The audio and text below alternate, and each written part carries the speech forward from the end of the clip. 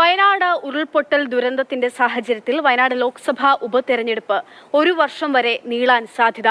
റായ്ബറേലി നിലനിർത്തി രാഹുൽ ഗാന്ധി സീറ്റ് ഒഴിഞ്ഞതിനാൽ 6 മാസത്തിനകം തെരഞ്ഞെടുപ്പ് നടത്തണമെന്നാണ് നിയമം.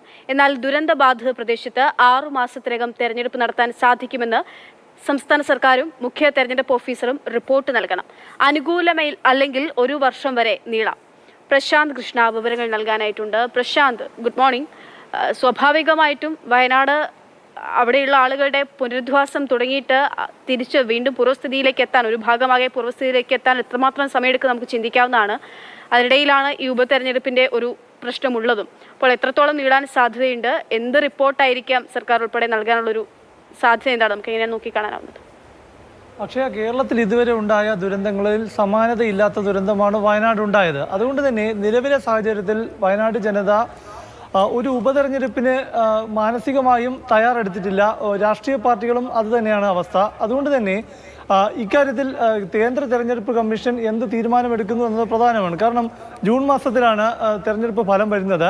തെരഞ്ഞെടുപ്പ് ഫലം വന്നു കഴിഞ്ഞാൽ ആ സീറ്റ് നിലവിൽ തെരഞ്ഞെടുക്കപ്പെട്ട MP ഒഴിഞ്ഞു കഴിഞ്ഞാൽ അവിടെ 6 മാസത്തിനകം തെരഞ്ഞെടുപ്പ് നടത്തേണ്ടതുണ്ട്. അങ്ങനെയാണെങ്കിൽ ഡിസംബർ മാസത്തിനകം വയനാട് ഉപതെരഞ്ഞെടുപ്പ് നടക്കേണ്ടതാണ്. പക്ഷേ നമുക്കറിയാം, നിലവിൽ വയനാട് ഈ ദുരന്തമുണ്ടായ മുണ്ടക്കൈ ഉൾപ്പെടുന്ന പ്രദേശങ്ങളിൽ ദുരന്ത മേഖലയായി പ്രഖ്യാപിച്ചിരിക്കുകയാണ്. അതുകൊണ്ട് തന്നെ മാത്രമല്ല, എല്ലാ സർക്കാരിൻ്റെയും അതുപോലെ തന്നെ ഉദ്യോഗസ്ഥ സംവിധാനങ്ങളെല്ലാം തന്നെ വയനാടിൻ്റെ പുനരധിവാസവുമായി ബന്ധപ്പെട്ട പ്രവർത്തനങ്ങളിലും ഇപ്പോൾ രക്ഷാപ്രവർത്തനങ്ങളിലുമാണ്. നിലവിലെ സാഹചര്യത്തിൽ ഉടനൊരു ഉപതെരഞ്ഞെടുപ്പിനെ കുറിച്ച് രാഷ്ട്രീയ പാർട്ടികൾ ചിന്തിക്കുന്നുമില്ല. അതുകൊണ്ട് തന്നെ കേന്ദ്ര തെരഞ്ഞെടുപ്പ് കമ്മീഷന്റെ തീരുമാനം ഇതിൽ പ്രധാനമാണ്. കാരണം പ്രധാനമന്ത്രി അടക്കം സന്ദർശിച്ച് മടങ്ങിയിരിക്കുകയാണ്. കേന്ദ്ര സർക്കാർ ഒരു ദേശീയ ദുരന്തമായി പ്രഖ്യാപിക്കുകയോ തുടങ്ങിയ കാര്യങ്ങളെല്ലാം അറിയാനിരിക്കുകയാണ്.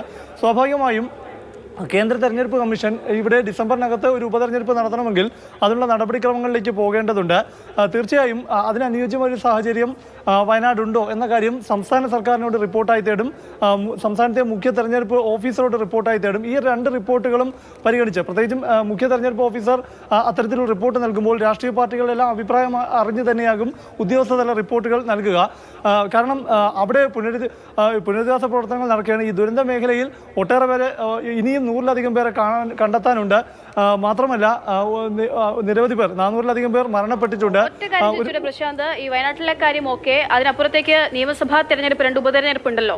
അത് സ്വാഭാവികമായിട്ട് ഇത് 3 ഒരുമിച്ച് നടക്കുന്ന എന്നായിരുന്നു മുന്നേ അറിഞ്ഞിരുന്നത്. അപ്പോൾ അത് മുന്നേ തന്നെ നടക്കാൻ സാധ്യതയുണ്ടോ നിശ്ചയിച്ച സമയത്ത്? പക്ഷേ ഇക്കാര്യങ്ങളിലെല്ലാം തീരുമാനമെടുക്കേണ്ടത് കേന്ദ്ര തെരഞ്ഞെടുപ്പ് കമ്മീഷനാണ്. പക്ഷേ മറ്റ് 2 മണ്ഡലങ്ങളുടെ കാര്യത്തിൽ ഒരു സംശയങ്ങൾക്കിടയില്ല. കാരണം വയനാട് നിലവിൽ ഒരു ദുരന്തബാധിത പ്രദേശമായതുകൊണ്ടാണ് അവിടെ നിലവിലൊരു തെരഞ്ഞെടുപ്പിന് അനുയോജ്യമായ സാഹചര്യമുണ്ടോ എന്നുള്ള കാര്യം കേന്ദ്ര തെരഞ്ഞെടുപ്പ് കമ്മീഷന് പരിഗണിക്കേണ്ടി വരിക. അതിൽ സംസ്ഥാന സർക്കാരിൻ്റെയും തെരഞ്ഞെടുപ്പ് ഓഫീസറുടെ എല്ലാം നിലപാട് പ്രധാനമായിരിക്കും. പക്ഷേ മറ്റ് 2